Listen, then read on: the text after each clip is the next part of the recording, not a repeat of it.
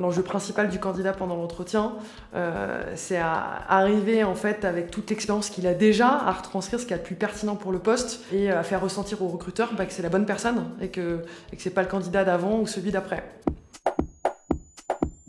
L'idée de se renseigner sur la boîte, c'est d'une part de montrer votre motivation lors de l'entretien, mais c'est aussi, et à mon avis surtout, le fait pour vous, candidat, de vous conforter dans le fait que vous ne vous trompez pas dans le poste auquel vous candidatez dans l'entreprise. On requiert moins des connaissances, on va dire, très corporate, des chiffres, etc., que des connaissances plus personnalisées que vous obtiendrez en vous renseignant auprès de soit d'alumni, soit de personnes qui sont actuellement dans la société, donc des témoignages. Il faut se préparer à un certain nombre de questions. Pour les principales, c'est peu importe comment elle est formulée, mais c'est être capable de parler de son parcours, de mettre en exergue les expériences qui sont les plus pertinentes par rapport au poste que vous briguez. Et ensuite, il y a un certain nombre de questions assez classiques, que ce soit vos prétentions salariales, que ce soit la disponibilité, et j'oubliais la principale, votre motivation, ce pourquoi vous êtes à votre entretien. Une question qu'on peut vous poser, c'est qu'est-ce que vous feriez dans ce poste? Comment vous agiriez? Quelles sont les premières actions que vous prendriez? Donc il faut que le recruteur sente que vous êtes déjà en situation.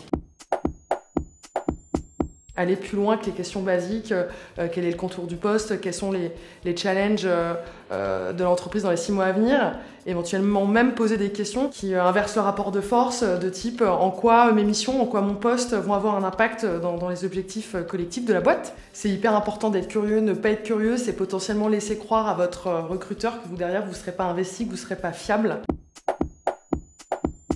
Plutôt que de décrire l'ensemble de ses compétences et de ses expériences, de pouvoir choisir les bonnes, celles qui vont mettre en lumière les compétences qui sont attendues sur le poste. Il faut absolument que le recruteur ressorte avec des éléments concrets. Il ne faut pas rester sur des grandes généralités, il vaut mieux citer moins de choses, moins de compétences, moins de qualités, moins d'expérience, mais les argumenter, les circonstancier, que de vouloir être complètement exhaustif et le recruteur ne retiendra rien. Les échecs et les défauts, c'est la question qui peut faire peur, alors qu'au contraire, c'est une possibilité qu'on vous donne de vous dévoiler au recruteur. Et plus que l'échec que vous avez eu dans votre expérience, c'est plutôt votre capacité en fait à en prendre conscience et à réfléchir à ce que vous feriez différemment dans l'entreprise actuelle si vous étiez confronté à la même situation. Je conseille vraiment d'être transparent et par exemple sur la question des qualités et des défauts, d'assumer ces défauts. C'est aussi un petit peu d'humanité et de réalisme qui rend le candidat aussi plus attachant et plus pertinent.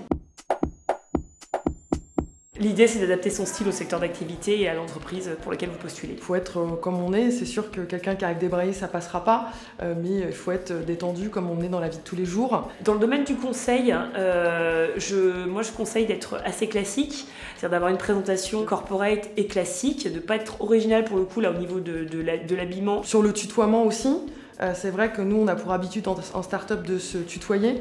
Et c'est important de le comprendre rapidement parce que quelque part, c'est un reflet de l'ADN et de la culture d'entreprise. Et c'est quelque chose auquel on veut que les candidats adhèrent dès le départ, dès l'entretien. Le tutoiement, le vouvoiement, autant on se tutoie chez PwC en interne, autant au niveau de l'entretien, on reste sur le vouvoiement.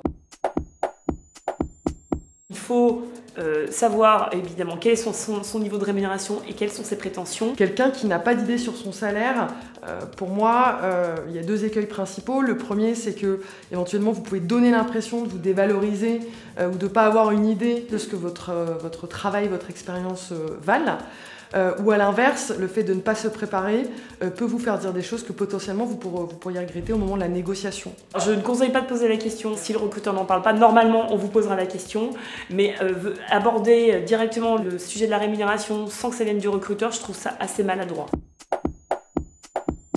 C'est un petit plus de renvoyer un email dans les 48 heures suivant l'entretien. L'objectif principal d'un mail doit être surtout de montrer sa motivation. Donc il ne faut surtout pas en faire des tonnes et envoyer un mail de 50 lignes. Ce qui peut être pertinent, à mon sens, c'est de résumer le poste en 2-3 lignes et puis apporter sa petite touche perso, arriver à exprimer en quoi on est la bonne personne pour le poste.